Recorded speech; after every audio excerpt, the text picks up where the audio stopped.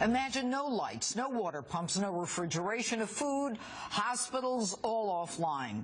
This nightmare could become a reality if our nation's power grid goes dark. But so far, the power companies have lobbied and the federal government has failed to act to protect our grid.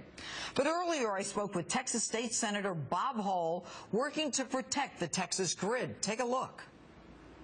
Senator Hall, thanks for being with us. Look, there's no question, Senator, that the grid system in the United States has been compared to one of a third world country by a Secretary of Energy, actually, a balkanized system. But what you're doing in Texas is you've introduced legislation to try to make Texas, one of the three parts of the grid that is self-contained in your state, an independent, hardened grid. Why? Well, the primary reason is that the Texas legislature has a responsibility to protect the liberties and freedoms of its citizens. And the threat that we are faced with, the possibility of either a man-made or a natural EMP, is a threat to those liberties and freedoms. And your state of Texas is unique, Senator, in the sense that the grid is all within one state, contained within this state, and you actually have the ability to harden it. But why hasn't the federal government done this?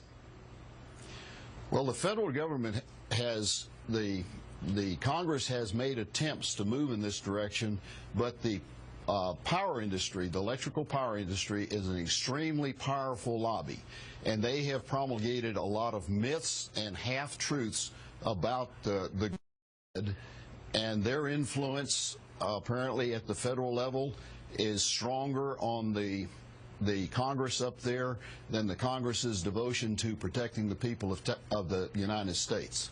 And you know, Senator, it's something that Justice has been following for some time, and it's my understanding that most of the bills in Washington on the grid are dead due to the lobbying and the contributions to senators and congressmen by these electrical companies and power companies, which is really a sad commentary. But you have a particular background that brings you to this place. You were a captain in the Air Force, and that brings me to the issue of the military relying on the civilian grid. What would your bill do, at least for the people in Texas? Well, for the military installations in Texas and the people of Texas, our bill would move us towards an ever-increasing level of survivability of our electrical grid. And since the military installations use the same electric grid that the civilian population and manufacturing and industry does, it would provide protection in the event of either type of threat, so that the grid would be recoverable or would continue operating in the event of a threat. And Texas, and I love Texas, and you guys are very often the lead in a lot of things, but if your bill passes, if Texas makes the decision to independently harden its own grid, then wouldn't that be an invitation not only to other states to follow, but to businesses around the country who say to themselves, if the grid goes down over here, over there, I'm going to choose the state where they've got a strengthened grid? Oh, absolutely. And that's where I think the short-sightedness of the very aggressive lobby by the power company to keep this from happening doesn't make sense. Because by hardening the Texas electrical grid, it would be the most attractive economic step that the state could take to bring new businesses and manufacturing to Texas.